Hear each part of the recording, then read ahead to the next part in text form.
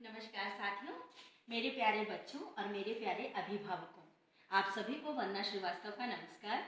अगर आप लोग आजकल बसों में सफ़र करें या ट्रेनों में सफ़र करें तो आप देखेंगे कि बसों पर लिखा हुआ है मिशन प्रेरणा, हम बनाएंगे प्रेरक प्रदेश 2022 मार्च तक। तो क्या है प्रेरक प्रदेश और क्या है मिशन प्रेरणा, थोड़ा इसको समझ लेते हैं। अभी तक हमारे बच्चों की निश्चित दक्षताएं उन्हें प्राप्त नहीं हो पा रही थी और वो अगली कक्षाओं में चले जा रहे थे। अब हमारे कक्षा 1 से लेकर 5 तक के बच्चों के लिए भाषा और गणित को लेकर लक्ष्य निर्धारित कर दिए गए हैं। जब तक हमारे वो बच्चे उन लक्ष्यों को नहीं प्राप्त कर लेंगे, अगली कक्षाओं में वो नहीं जाएंगे।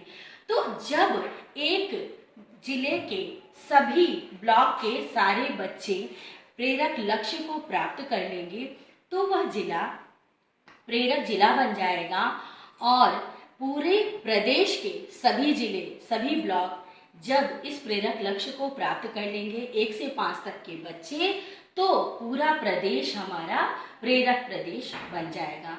इसी बात को पूरे प्रदेश में फैलाने के लिए, जागरूकता फैलाने के लिए कि हमारे अभिभावक, हमारे बच्चे, हमारे टीचर्स जो इसको जानते ही हैं, लेकिन बहुत ज़रूरी है कि यह बात हमारे अभिभावकों तक पहुँचे कि उनके बच्चों को कितना आना किस क्लास में, ये बहुत ज़रूरी है।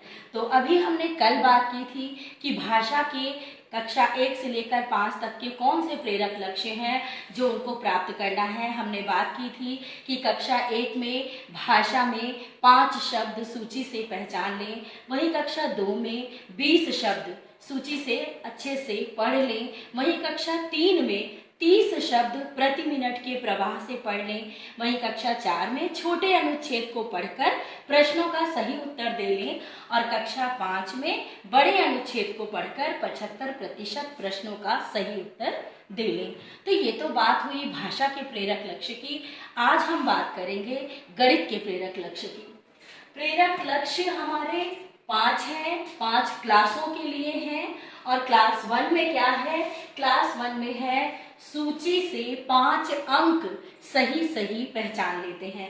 हम एक उदाहरण से आपको स्पष्ट कर देते हैं। मान लीजिए लिखा हुआ है 7, 9, 6, 5, 4, 12, 18, 33।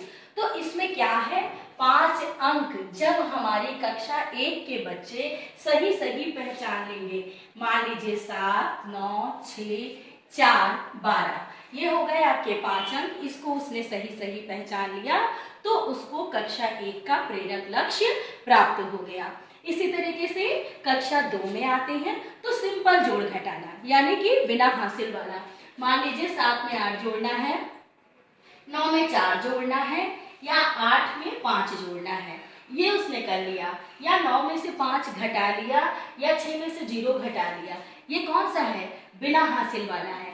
ऐसे प्रश्नों को अगर वह 75% सही हल कर पाते हैं, मतलब अगर आपने 10 सवाल दिया तो उसमें से 7 सवाल अगर बच्चा सही हल कर पा रहा है तो ये कक्षा 2 का प्रेरक लक्ष्य होगा।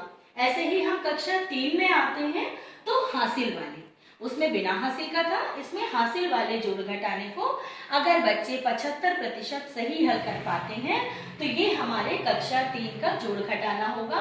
यहाँ पर एक उदाहरण है, 56 में 69 जोड़ा है, इसी तरीके से 87 में 46 जोड़ा है, या 76 में 38 घटाया है, या 54 में से 17 घटाया है। इस तरीके के प्रश्नों को 75% अगर हमारे बच्चे कर पाते हैं तो वो कक्षा 3 का प्रेरणा लक्ष्य है। आइए कक्षा 4 पर चलते हैं। अगर कक्षा 4 के बच्चे गुणा के 75% प्रश्नों को सही सही हल कर पाते हैं, हमने यहाँ एक उदाहरण लिया है, 54 को 7 से, 65 को 3 से, 453 को 42 से और 64 को 35 से। इसी तरीके से आप भी अपने बच्चों को व्हाट्सएप ग्रुपों पर, ऑनलाइन ग्रुपों पर आप दे सकते हैं, वर्कशीट बनाकर दे सकते हैं कि बच्चे इन प्रश्नों को सही सही हल करके भेजें। अगर कोई गलती करते हैं तो आप उनको सही बता दीजिए।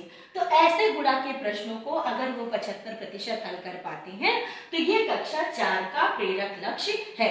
इसी तरीके से हम कक्षा 5 की बात करें तो भाग अगर वो भाग के 75% प्रश्नों को सही सही हल कर पाते हैं तो ये हमारी कक्षा 5 का प्रेरक लक्ष्य होगा। यहाँ हमने शुरू में सिंपल लिया है 7 से 49 को, फिर 5 से 340, फिर 9 से 396, मतलब सरल से कठिन की ओर हमें जाना है और हमारे बच्चों को लगातार इन्हीं से संबंधित वर्कशीट उनके ग्रुपों पर भेजनी है। अगर बच्चे हमारे पास अवेलेबल हैं 2-4 के ग्रुप में या अभिभावक अवेलेबल हैं तो उनको ऐसी वर्कशीट दे देनी है कि वो घर पर जाकर अपने बच्चों से इस तरीके का प्रश्न कराएं। जब भी थर्ड पार्टी असेसमेंट होगा हमें बड़ी आसानी होगी और हम अपने विद्यालय को प्रेरक विद्यालय और अपने ब्लॉक को प्रेरक ब्लॉक बनाने में सफल हो पाएंगे।